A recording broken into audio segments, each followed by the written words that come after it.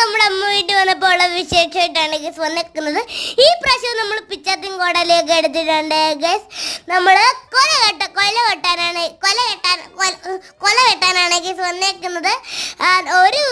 ഒരു വെടി വെച്ച് രണ്ട് പക്ഷി വീഴുന്നത് പോലെ ഒരു കൊല വെട്ടിയപ്പോൾ രണ്ട് കൊല വെട്ടിയപ്പോഴേ സുമമ്മ പറഞ്ഞു ഒരു കൊല പഴുപ്പിക്കാനും ഒരു കൊല ദൂരം വെക്കാനും. ആ പഴുപ്പിക്കുന്ന കാര്യം ഓർത്തപ്പോഴേ ഞാൻ ഓർത്ത് എൻ്റെ പൊന്നോ, ഇനി ഒരു മാസം വീട്ടിൽ പുട്ടുമ്പഴവും തന്നെ. പിന്നെ നമ്മുടെ ചക്ക വെട്ടാൻ വന്നേ ഗൈസ്. ചക്ക പിന്നെ നമ്മളങ്ങനെ വെട്ടി പിന്നെ നമ്മുടെ കോവയ്ക്കത്തോട്ടത്തിലോട്ട് പോയി. കോവയ്ക്ക തണ്ടട എല്ലാം മറിഞ്ഞു കിടക്കുന്നു. എൻ്റെ പൊന്നോ, കോവയ്ക്ക ഉണ്ടോ നോക്കാൻ വന്നത്, പക്ഷേ ചമ്മിപ്പോയി ഗൈസ്. പിന്നെ നമ്മുടെ പേരയ്ക്ക ഉണ്ടോ നോക്കാൻ പോയതാണ്. പേരയ്ക്കൊന്നും ഇല്ല ഗൈസ്, ഒന്നും വിളഞ്ഞതോ ഒന്നും ഇല്ല. അതിപ്പോൾ നമുക്ക് അടുത്ത വീഡിയോയിൽ കാണാവേ. ബേബി ഉമ്മ ഇഷ്ടപ്പെടിക്കില്ല.